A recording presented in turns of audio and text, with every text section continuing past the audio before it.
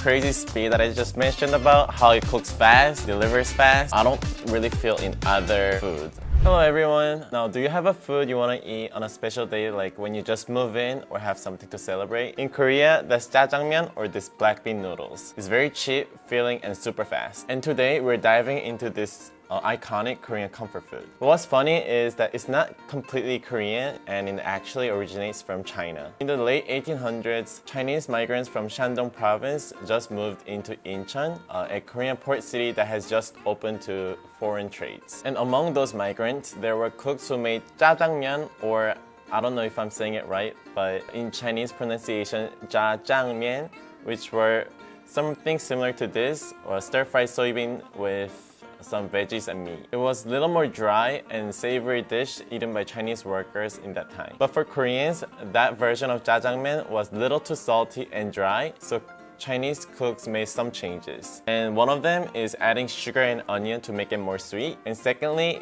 they stir-fried the sauce with oil and added potato starch to make this glossy, almost gravy-like sauce we know today. So in short, this version of jjajangmyeon became more sweet, more soft, and more comforting. And that's when this was no longer a foreign dish, but one of the favorite dishes in Korea. It became popular in the 1970s and 80s when Korea was rapidly modernizing and people have to work in cities, more in factories, and were able to eat out more. And that's when jjajangmyeon became food of the time. Well, first of all, it was very cheap. It was around 500 won, which in US dollar is around 50 cents.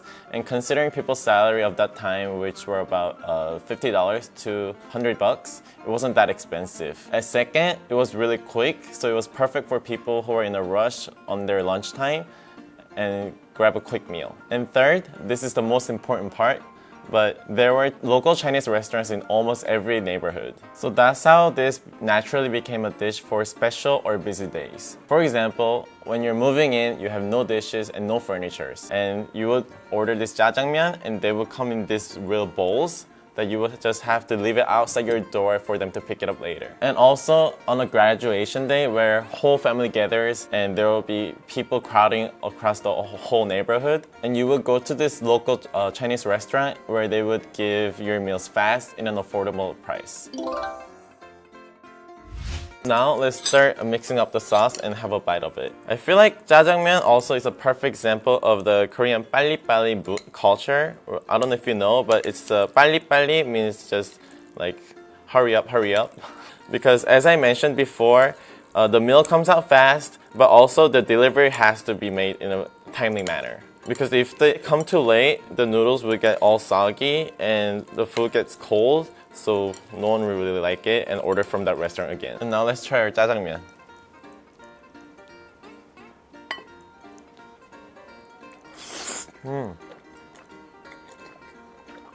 Now I know I said it's sweet a lot to describe the jjajangmyeon, and I know how it feels like having a sweet food for your main meal. This isn't just sweet, it's stir-fried in oil, so it's very savory and has a lot of veggies and meat. So it's like, I don't know how to explain it, but it's not sweet in a very discomforting way. And I remember when I was young, my parents would usually order jjampong, which is a spicy soup noodle, and I would get this jjajangmyeon because it's more sweet.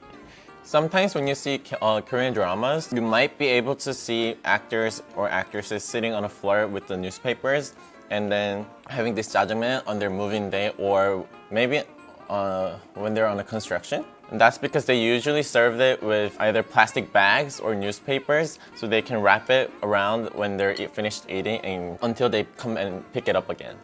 This time, I want to try it with this radish. 단무지 in Korean, or pickled radish.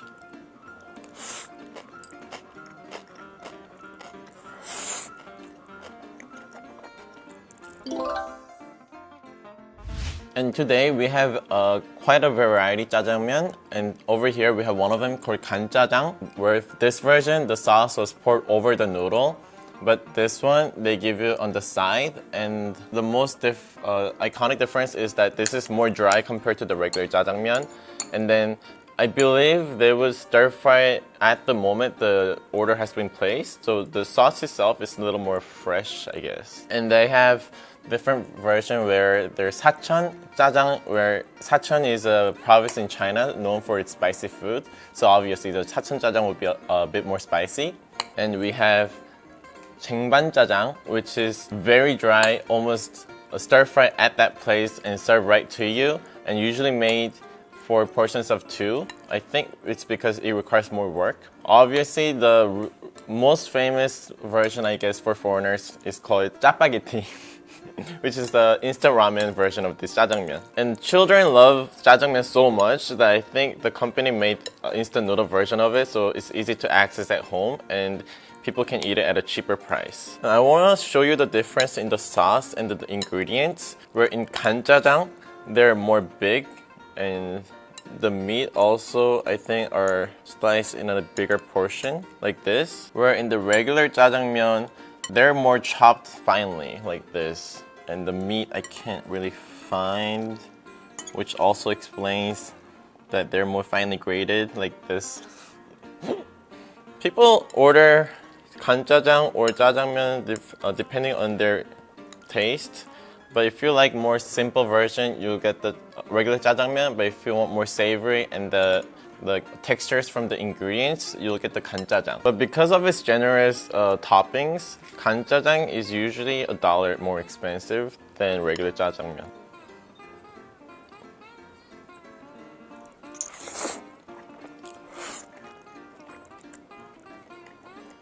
Wow, eating 간짜장 right after the jjajangmyeon really gives that difference where the sauce itself is more, I don't want to say more 춘장-like because I don't feel like you will know how it tastes, but it's more, a little more salty and a little more greasy than this regular jjajangmyeon, where this is more, a little more watery and a little more sweet.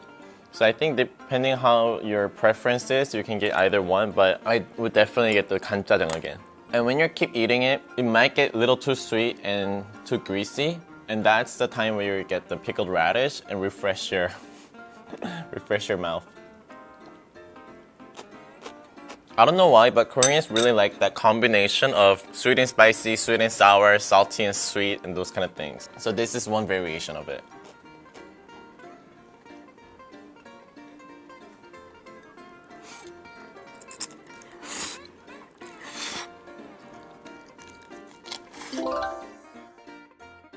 No, I haven't actually tried the original jjajangmyeon, but I heard it's more, not little more, very salty.